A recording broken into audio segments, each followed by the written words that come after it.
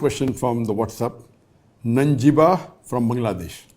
If someone promises to Allah that he will not commit such and such a sin, he did that, and he makes an unreal promise to Allah which he cannot keep, what should he do?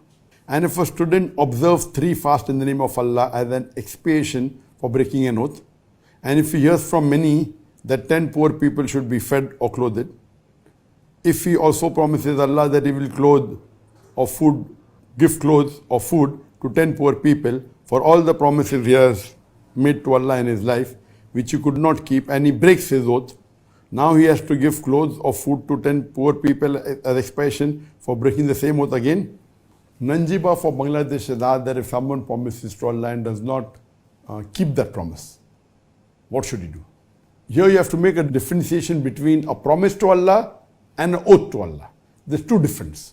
When you promise something, it is you're telling Allah, okay, I will do this, I will do that. That's different than taking an oath.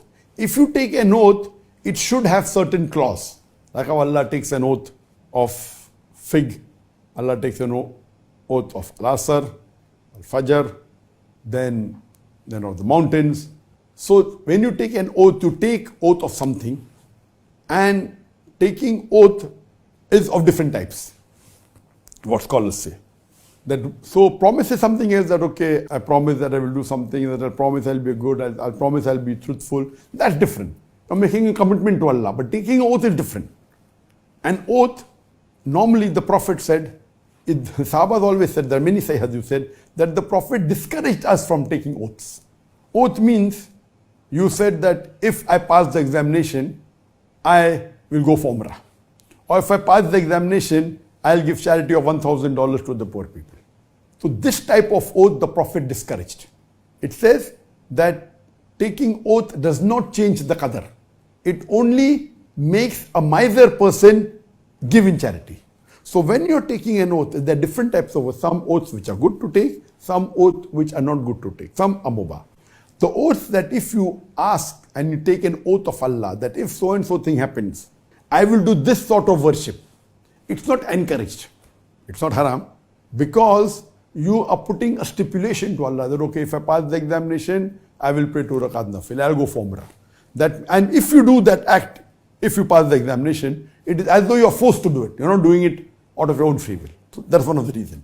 Second is that as though you're bartering with Allah, that if my sickness is cured, I will go for Umrah. If my sickness is cured, I will fast 10 days, or whatever it is.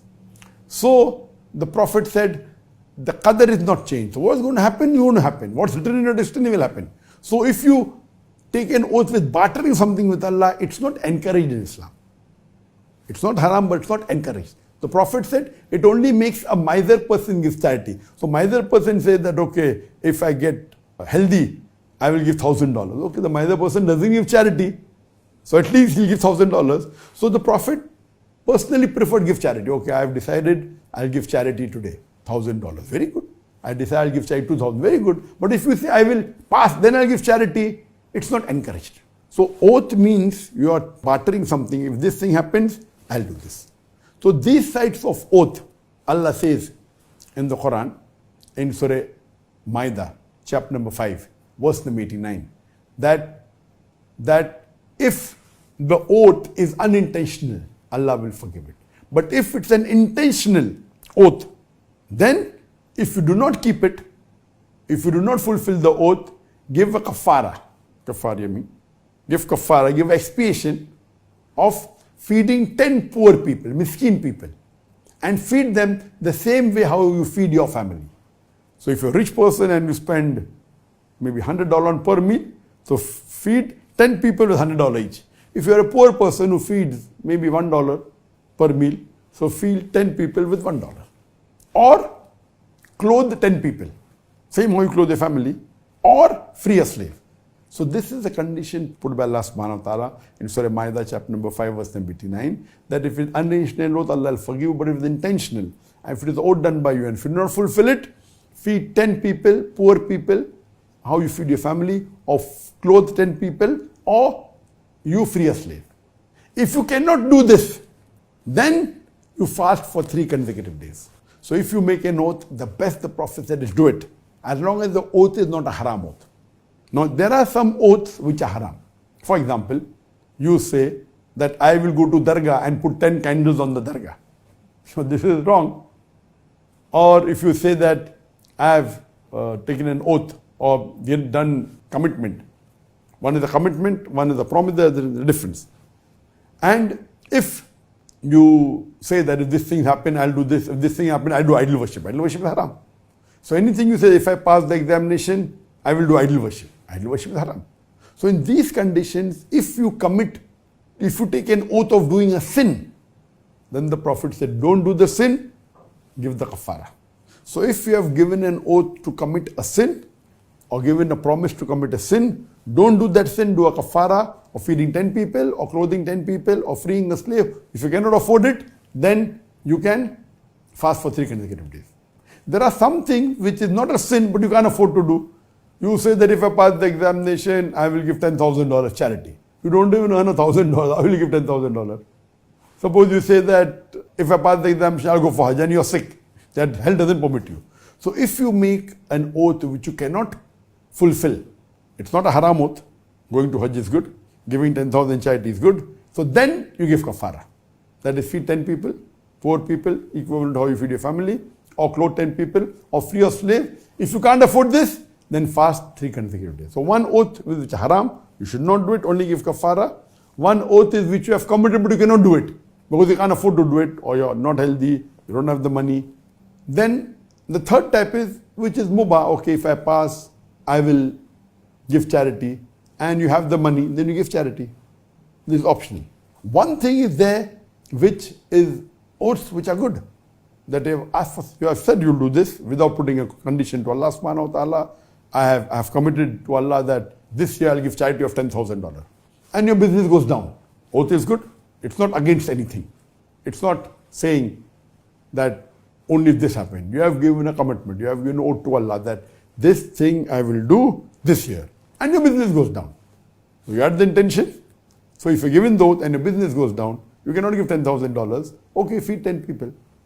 Can't feed 10 people, clothe 10 people, or free a slave. Cannot do this, fast 3 consecutive days. So one is something which is haram, you should not do it, give kafara. One is you have said something, you don't have the capacity. One is you had the capacity, but then the business didn't go well. So at that time, the best is to fulfill the oath. Whatever oath you have given to Allah, unless it's a sin, unless it's haram, best is to fulfill. You cannot say, if you have the money, your business is done very well, you promised $10,000. Why give $10,000? Feeding 10 people will only cost me $100. Cost me only $200. Why give $10,000? So this is wrong. The Prophet said, if your business is done well, if you have given oath, fulfill the oath first. If you cannot, then the kafara is there.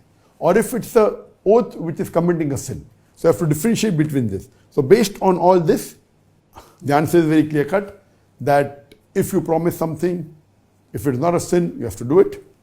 And then again, the questioner has asked that he has made many promises, he hasn't fulfilled. For each promise he hasn't fulfilled, he has to either feed 10 people, or he has to, each oath that he has taken, if he doesn't fulfill, either feed 10 people, or clothe 10 people, or free a slave, or 3 consecutive days. So then if he says, okay, I will feed 10 people, or clothe 10 people, or fast 3 consecutive, and he doesn't do this also. So if he has not done 10 oaths he hasn't kept, and this 11th one, so he has to give 11 times to 10 people. You can't say only once is sufficient, no. If he cannot afford it, at least he should fast for each oath 3 days. So if 10 oaths he has taken, and he has not fulfilled it, then he has to fast 10 into 3, 30, 3 consecutive days. You want to take a gap, again 3 consecutive days. And the last one which he did not fulfill, again he has to fast another 3 days for that. So for every oath that or commitment you have given to Allah subhanahu wa ta'ala, there's a difference. You should understand that I will not do a sin. You're telling Allah, that's different than doing an oath and a commitment. So both are different. So if you have given an oath and a commitment, then you have to fulfill. Can't fulfill, then is the kafara. Hope that answers the question.